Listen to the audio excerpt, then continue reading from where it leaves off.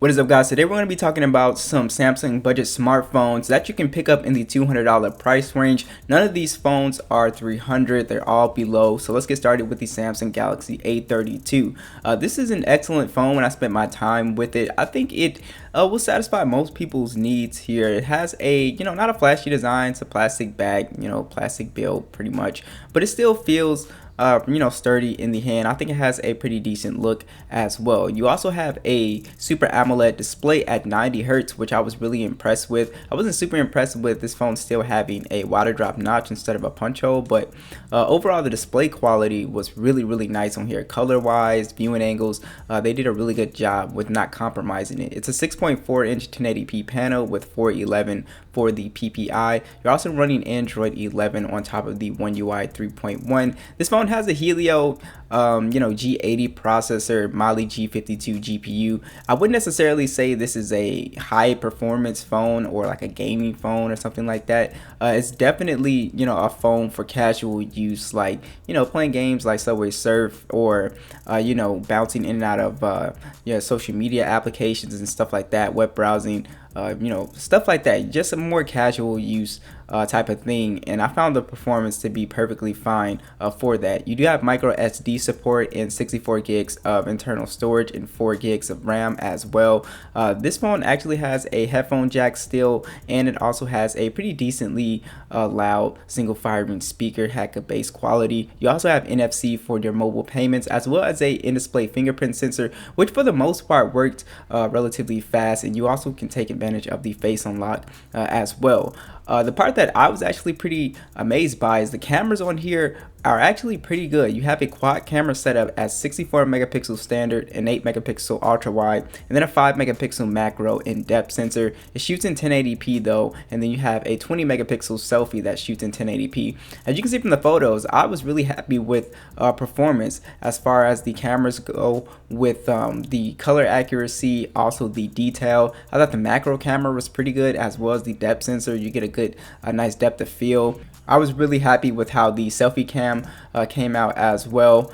So overall, I think the cameras are definitely a highlight with this phone. So you do have also a 5,000 milliamp battery, and my only thing with the battery is that it's 15-watt charging, so it charges slower than most phones these days. But honestly, the battery life is pretty incredible on this phone. I was able to get through a full day's use easily with this guy. So this is definitely a battery champ. So definitely check this phone out. I'll have all links down below. Next is the Samsung Galaxy S10e. We've been covering this phone on the channel a lot, and yes, this phone is actually around the $200 price point now, and this is the best phone on this list actually, if you ask me. It is a little bit small, but still, it's still, as spec wise, I think it's still the best phone on this list. It's got a full premium design, aluminum frame, glass back, IP68 dust and water resistant, as well as a 5.8 inch dynamic AMOLED display, HDR10 plus, no high refresh rate, but it's still a very good looking display, 1080p 438 for the PPI. You have a punch hole that I love having fun with the wallpapers and stuff like that. So overall, the display still looks really good on here. You're running the latest version of Android 11 with One UI, and you also have the Snapdragon 855 and Adreno 640. So this phone is actually still very powerful in terms of gaming. So you will be able to play the latest games, Call of Duty, Fortnite on this phone, no problem. I do have a gaming test if you guys want to check that out. You do have micro SD support on here, 128 gigs of internal storage and 6 gigs of RAM. You also have a headphone jack on board, as well as some really nice sounding stereo speakers tuned by AKG. This phone also has NFC, as well as a physical fingerprint scanner side mounted on the power button, which works great. I absolutely love it. You also can take advantage of face unlock, and it has other little additional features like reverse wireless charging, and you also have the Samsung desktop support, secure folders, all that good stuff. And I think the cameras on the S10e are actually still very good, as you can see from the shots here at 12 megapixel standard, 16 megapixel ultra wide. You also have 4K video and a 10 megapixel selfie that also shoots in 4K as well. So as you can see, very good cameras as far as detail. I think color sometimes is a little bit oversaturated, but other than that, you still get very good shots on this phone. So you do have, and this is probably the weakest part of this phone, a 3100 milliamp battery, 15-watt charging, and you do have wireless charging on board as well. And basically the phone, it lasts around maybe 4 or 5 hours depending on if you are a heavier or a lighter user, which is definitely, it's almost a full day, but it's not quite a full day's of battery life. So it is a little weak in the battery department, but still overall I think it's still the best pick here. Next is the Samsung Galaxy A12. So this phone has a few unique things going for it. I really like the design on here. I think it's a very solid design, especially for a plastic phone, and it's one of the cheaper phones on this list as well. It's a 6.5 inch IPS PLS display. It's 720p plus 270 for the PPI. Water drop notch. I thought the display was fine, even though, you know, for an IPS panel, I thought it gave off some pretty decent colors, decent viewing angles, got fairly bright, so no issues really with the display. You do have micro SD support, 32 gigs of internal storage, and 2 or 3 gigs of RAM depending on which configuration you go with. And again, the configuration varies. You can have a 64 internal storage and then a 4 gigs of RAM. It just depends on, you just have to pay attention to that. So you do have on here a loudspeaker with a headphone jack, so that is on board. NFC is on board. The fingerprint scanner is side mounted, that it works great. And you know, I think the phone's cameras are actually still pretty solid, especially for this, you know, cheap price range. It's a 48 megapixel standard and a 5 megapixel ultra wide, 2 megapixel macro in depth, 1080p, and then 8 megapixel selfie cam that shoots in 1080p. I think Samsung makes some of the best cameras as far as like being in that really cheap price range. I think they do have some really good cameras, because I'm thinking of anybody else making budget phones, and Samsung always impresses me with their, you know, smartphones that are, you know, in that $200 or below range. So I think they do a solid job here as far as cameras. Now you do have a 5000 milliamp battery with a 15-watt charging on here. That's definitely the highlight. So this phone definitely lasts all day. It is definitely a battery champ. You cannot kill this phone in a day. But again, it's not, you know, the most powerful phone, you know, with the Helio P35, and you have Power VR graphics. So definitely not like super powerful. I wouldn't necessarily be like gaming hard on this phone, but for casual use, you know, bouncing in and out of applications, taking a pretty decent photo here and there, I think this phone is super solid. Next is the Samsung Galaxy A21s. I've always been a fan of this phone. It's a very big phone as well, so you do have you know, just a plastic build on here. Kind of reminds me of the A51, and it's still plastic, but it still has a very nice, you know, sturdy feel to it. This again has a PLS IPS display at 6.5 inches, 720p plus 270 for the PPI.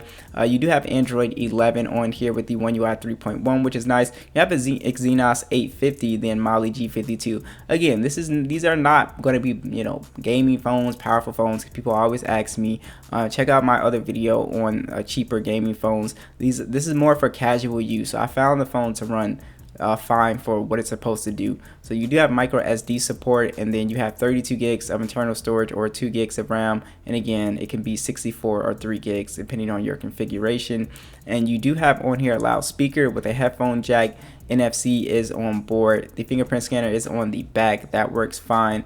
And I really like the phone overall, and the cameras are also pretty solid on here. It's a 48 megapixel standard, a 8 megapixel ultra wide, 2 megapixel macro in depth. Only shoots in 1080p on the front and back with a 13 megapixel selfie. As you can see from the shots, you get pretty decent shots on here as well. Like I said, for 200 bucks, I think all of these phones do an exceptional job for the casual shooter that's shooting in daytime and you want to you know, snap a quick photo.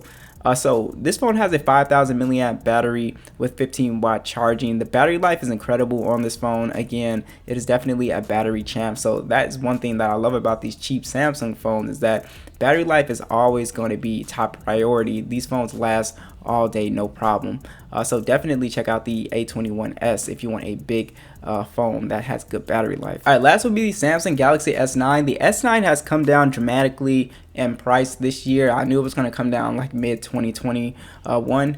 So it's right now hovering at around 161 right now, so it's super cheap right now, and this is still pretty much a flagship phone. A lot of people get fooled by older flagship phones. It's still got a premium design, glass and metal, also IP68 dust and water resistant, a beautiful 5.8 inch Super AMOLED display. It's actually quite compact for today, and it's got the highest resolution on the list. It's a 2K display, 570 for the PPI. Overall, it's a beautiful panel without a notch as well, so I have to throw that in there. The last update this phone got was Android 10, One UI 2.5, Snapdragon 845, and Adreno 630. This phone is still capable of playing the latest games, so it's still a very powerful phone. Call of Duty, Fortnite, you can actually play these on pretty high settings, and PUBG as well. You also have micro SD support, 64 gigs of internal storage, and 4 gigs of RAM on here. Stereo speakers are actually on board. Your headphone jack is still on board. NFC is still on board.